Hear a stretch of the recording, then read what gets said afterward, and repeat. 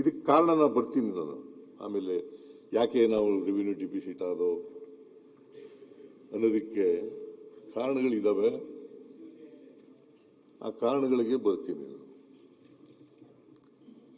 ಯಾಕಂದ್ರೆ ಇದು ಮೂಲಭೂತವಾದಂತಹ ವಿಚಾರಗಳನ್ನ ಮಾನ್ಯ ಎಲ್ಲ ಸದಸ್ಯರಿಗೆ ಸದನದ ಗಮನಕ್ಕೆ ತರ್ತಕ್ಕಂಥ ಪ್ರಯತ್ನವನ್ನು ಮಾಡ್ತಾ ಇದ್ದೀನಿ. ಯಾಕಂದ್ರೆ ವಿರೋಧ ಪಕ್ಷದ ನಾಯಕರು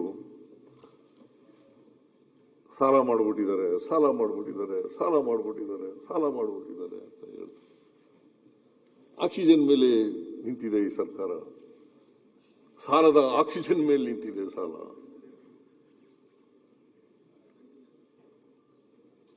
ಆಮೇಲೆ ಎಲ್ಲಿ ನಾನು ಹಿಂದೆ ಮಾತಾಡಿದ್ನ ಎಲ್ಲ ಒಂದ್ಸರಿನೂ ಮಾತಾಡಿರ್ಲಿಲ್ಲ. ರೆಕಾರ್ಡ್ಗೆ ತಪ್ಪು ಹೋಗ್ಬಾರ್ದು. ನೀನು ರೆಕಾರ್ಡ್ಗೆ ತಪ್ಪು ಹೋಗ್ತಾ ಇದ್ರೆ ಹೇಳಿ.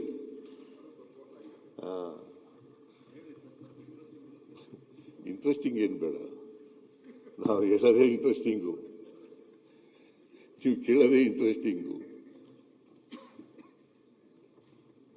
ನಾನು ಮಧ್ಯದಲ್ಲಿ ಮಾತಾಡಿದ್ರೆ ಏನಾಗ್ಬಿಡ್ತದೆ, ದಾರಿ ತಪ್ಪಿಡ್ತೀನಿ.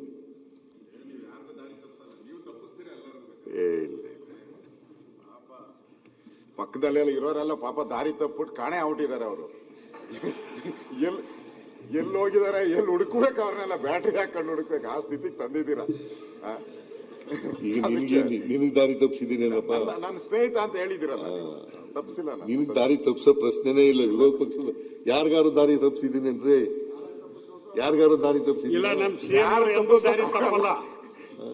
ಅಲ್ಲ, ಯಾರನ್ನ ತಪ್ಪಿಸ್ಬೇಕು ಅವ್ರನ್ನ ತಪ್ಪಿಸಿದ್ರೆ ಯಾರಿಗೂ ತಪ್ಪಿಸಲ್ಲ. ಯಾರನ್ನ ತಪ್ಪಿಸ್ಬೇಕು ಅವ್ರು ಅಧ್ಯಕ್ಷರೇ ದಾರಿ ಕಾಣದಾಗಿದೆ ಅಂತ ಹೇಳ್ಬಿಟ್ಟು ರಾಘವೇಂದ್ರ ದೇವಸ್ಥಾನ ಸುತ್ತಾವ್ರೆಲ್ಲ ಕಡೆ ಬಗ್ಗೆ ಅದೇನಾದ್ರು ಆಗಿದ್ರೆ ಮಾನ್ಯ ವಿರೋಧ ಪಕ್ಷದ ನಾಯಕರು ಬೇರೆ ಯಾರಿಂದೋ ದಾರಿ ತಪ್ಪಿಬಿಟ್ಟಿದ್ದಾರೆ.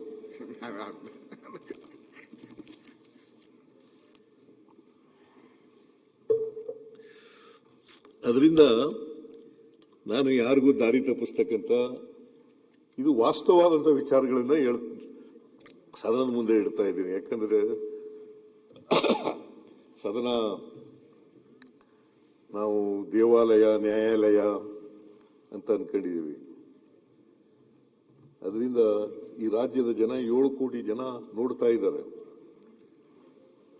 ಅದರಿಂದ ದಾರಿ ತಪ್ಪಿಸ್ತಕ್ಕಂಥ ಪ್ರಶ್ನೆನೇ ಇಲ್ಲ. ಯಾರಿಗೂ ದಾರಿ ತಪ್ಪಿಸ್ತಕ್ಕಂಥ ಪ್ರಶ್ನೆ ಉದ್ಭವ ಆಗದೇ ಇಲ್ಲ. ಕರ್ನಾಟಕದ್ದು ಅಂದಾಜು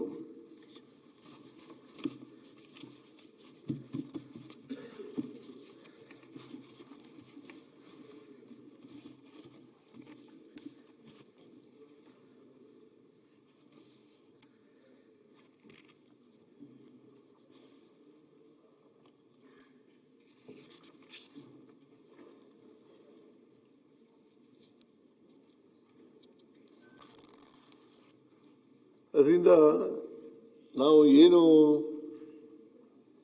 ಫಿಸ್ಕಲ್ ರೆಸ್ಪಾನ್ಸಿಬಿಲಿಟಿ ಆಕ್ಟ್ ಅದೇನು ಮಾರ್ಗಸೂಚಿಗಳನ್ನು ಹೇಳ್ತದೆ, ಮಾನದಂಡಗಳನ್ನು ಹೇಳ್ತದೆ, ಆ ಮಾನದಂಡಗಳ ಒಳಗಡೆನೆ ಇದ್ದೀವಿ. ಇವತ್ತಿನಿಂದಲ್ಲ, ನಾನು 94-95ರಲ್ಲಿ ಹಣಕಾಸಿನ ಮಂತ್ರಿ ಆದೆ. 94-95 ಅವತ್ತಿನಿಂದ ಇವತ್ತಿನವರೆಗೆ ನಾನು 17 ಬಜೆಟ್ ಮಂಡಿಸಿದ್ದೀನಿ. 17 ಬಜೆಟ್ಗಳಲ್ಲಿಯೂ ಕೂಡ ಸಾಧ್ಯವಾದ ಮಟ್ಟಿಗೆ ಫಿಸ್ಕಲ್ ಡಿಸಿಪ್ಲಿನ್ ಅನ್ನು ಮೇಂಟೈನ್ ಮಾಡ್ತಕ್ಕಂಥ ಪ್ರಯತ್ನವನ್ನು ಮಾಡಿದ್ದೀನಿ. ರಾಜ್ಯಕ್ಕೆ ಹೊರೆಯಾಗ್ತಕ್ಕಂಥ, ಜನರಿಗೆ ಹೊರೆಯಾಗ್ತಕ್ಕಂಥ ಬಜೆಟ್ ಅನ್ನು ಮಂಡಿಸಿಲ್ಲ.